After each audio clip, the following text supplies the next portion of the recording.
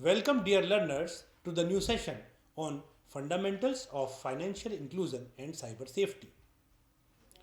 Today's topic will cover application level security and overview.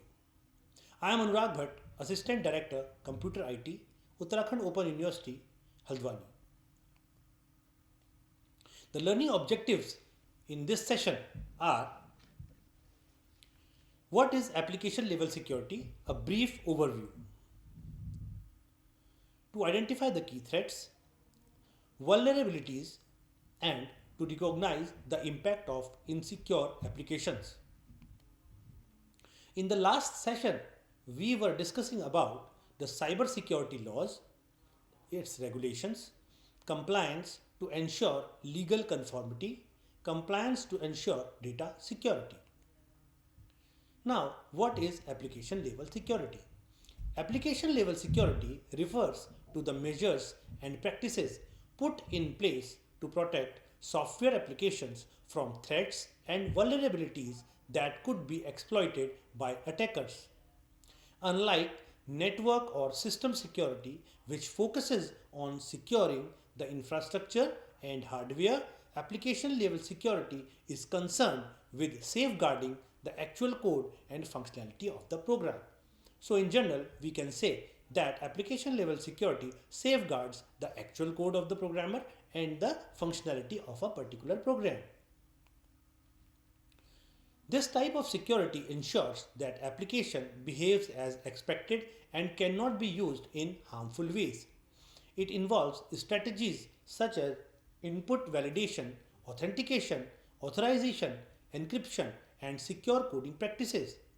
The goal is to prevent attacks like SQL injection, cross site scripting XSS, cross site recovery request for forgery CSRF, and other software based threats. Security at the application level is critical because many attacks target the software layer where user interaction takes place. Therefore, the developers must consider security throughout the application development lifecycle, from design and coding to testing and development. This diagram shows the basic overview of application security. Here is the application which we will deploy, we will use, and it is connected to the internet, and then in the internet we have application security, and it will be safeguarding the application server. So between the internet and the application server there is a layer called as application security. If it will not be there, then the server may get affected and we get the threats. Why it matters in financial inclusion? It protects sensitive financial data. It ensures the safety of personal and financial information for undeserved and vulnerable populations accessing digital financial services. It builds trust in digital platforms. Secure applications foster confidence among users, encouraging adoption of online banking, digital wallets, and fintech services. It prevents exploitation and fraud, guards against cyber fraud, identify theft and unauthorized transactions that could disproportionately affect low income users. It supports regulatory compliance. It helps financial institutions meet data protection laws and security standards required for inclusive digital financial ecosystems. So this particular image is depicting the impact of digital banking units. So here we have service accessibility, operational independence, mobile device usage, lack of physical infrastructure, financial inclusion. Real world applications in fintech, mobile banking, and digital payments. So, fintech innovations transforms traditional banking with faster, cheaper, and more inclusive services. Mobile banking, it empowers users to access financial services anytime, anywhere, boosts financial inclusion. Now, digital payments, it increases convenience but requires strong cybersecurity to prevent fraud. Risks: it includes data breaches, identity theft, phishing, and regulatory challenges. Impact: it affects individuals, businesses, and national economies. Trust and security are crucial. Importance in financial systems: it protects our customer data. Protects the customer data, ensures privacy, builds trust, and safeguards against identity theft and financial fraud. Prevents financial frauds. It prevents financial frauds by detecting suspicious activities and securing transactions from unauthorized access. It maintains trust and compliance by ensuring secure handling of data and following legal and regulatory requirements. Common vulnerabilities are SQL injection, also called as SQL injection. SQL stands for Structured Query Language. Attackers inject malicious SQL code or SQL code to access or manipulate a database. Cross site scripting, that is XSS. Malicious scripts are injected into trusted websites to steal user data or hijack sessions. Third one is cross site request forgery, CSRF. It tricks users into unknowingly executing unwanted actions on a web application they are authenticated in. So here is the diagram, that is SQL injection, cross-site scripting, XSS, and CSRF, that is cross-site request forgery. Now, what is SQL injection? Inserting malicious SQL queries into input fields allows attackers to manipulate backend databases by injecting harmful commands through user inputs. It can access or alter database contents. It enables unauthorized access, modification, or deletion of sensitive data like user credentials or financial records. Here we have malicious request, then it will modify the query, and the query will generate the output, and data exfiltration is there. So this we have to be very careful about the malicious requests. Cross-site scripting, injecting malicious scripts into trusted websites, lets attackers run harmful code in users' browsers by embedding scripting into legitimate web pages. Now, it can steal cookies, session tokens, used to hijack user sessions, steal login data, or impersonate users. Here is the diagram. Suppose this red one is the attacker, and it provides the phishing email, then redirectional pages, ATM phishing page, then credential compromise and session cookie theft. Now this attacker authenticate via stolen session cookie which he had or she had obtained. Now then emails, read and mailbox rules added, then BEC campaign, and then external recipients. So this is the target network. By the use of these credentials and the cookie session cookie theft, the attacker manages email, read and email mailbox rules added by the attacker, and then this is the target network is compromised by the attacker. Now CSRF, that is cross-site request forgery, tricks used to users interactions to submit unintended requests, forces a logged in user's browser to perform they did not intend, like transferring money or changing passwords.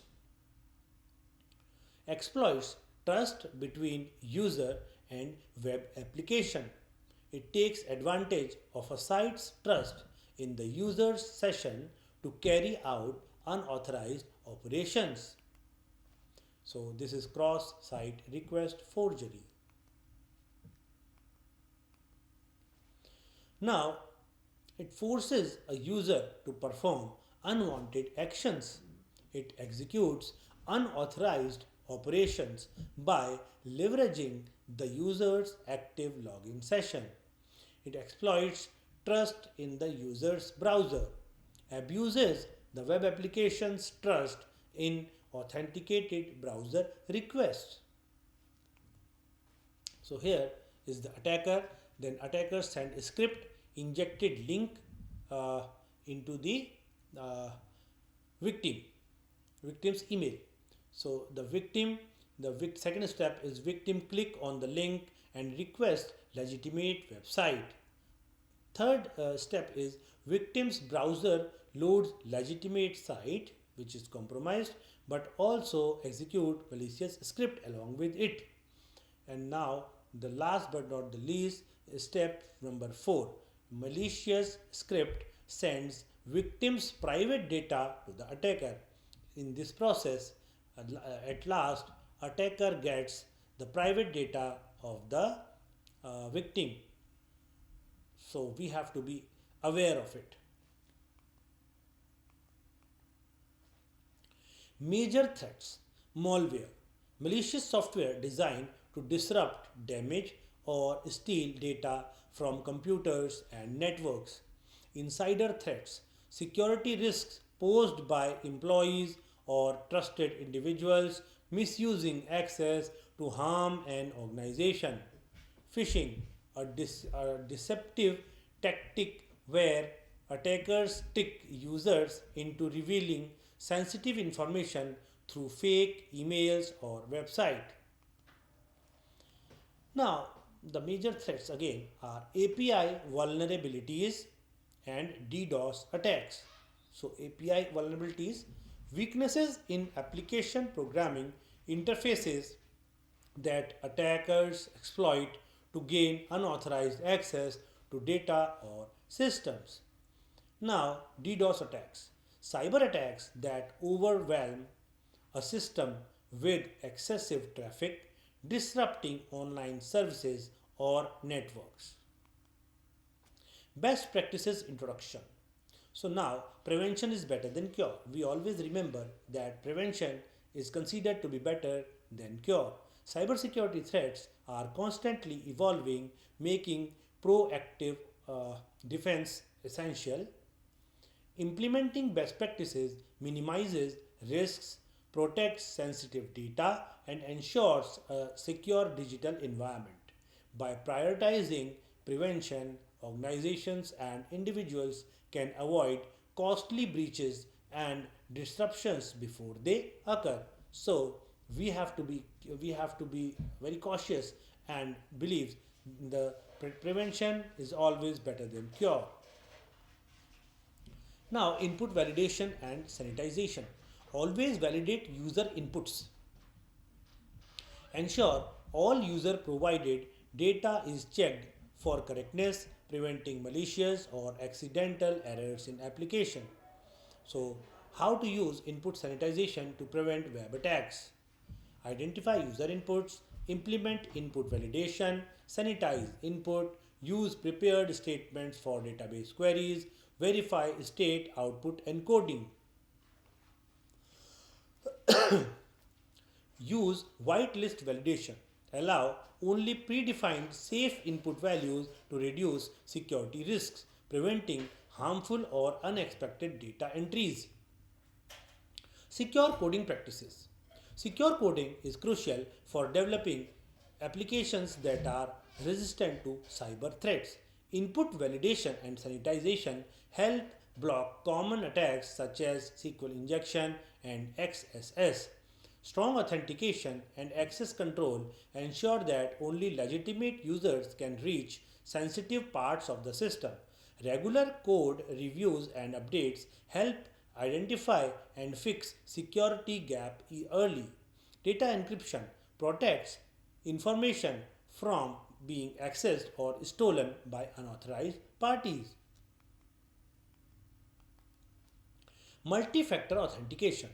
It enhances security by requiring multiple verification methods such as passwords, biometrics, or OTPs. OTP is one time password. It helps prevent unauthorized access and strengthens account protection against cyber threats. Role based access control RBAC. It restricts user access based on predefined roles, ensuring security and efficient management. It helps organizations minimize unauthorized access and enforce structured permissions. So here admin assigns users to appropriate roles, then users are assigned to roles, roles define authority level, and then permissions are authorized for specific roles. In this way, role based access control works. Here are the API security strategies. So, secure API development. Secure API development ensures data protection by implementing authentication, authorization, and encryption. Regular security testing and best practices help safeguard APIs, application program interface, from threats and vulnerabilities.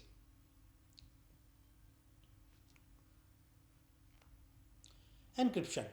So, encrypting data at rest and in transit protects sensitive information from unauthorized access. Data at rest is encrypted using methods like AES Advanced Encryption Standard to secure stored files and databases, while data in transit is protected using protocols like TLS Transport Layer Security to ensure secure communication between systems. Implementing strong encryption mechanisms enhances security and maintains data confidentiality.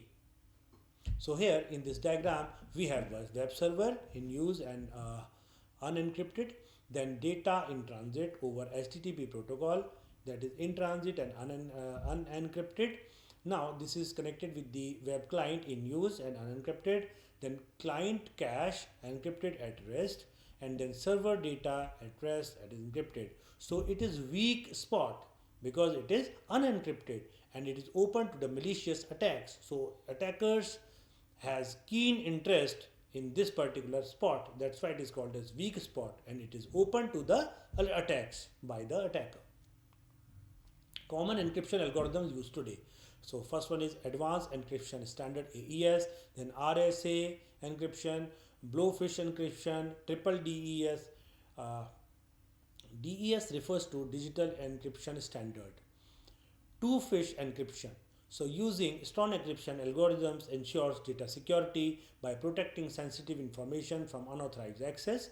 Algorithms like AES, RSA and ECC provides robust encryption for securing data at rest and in transit, helping safeguard the confidentiality and the integrity.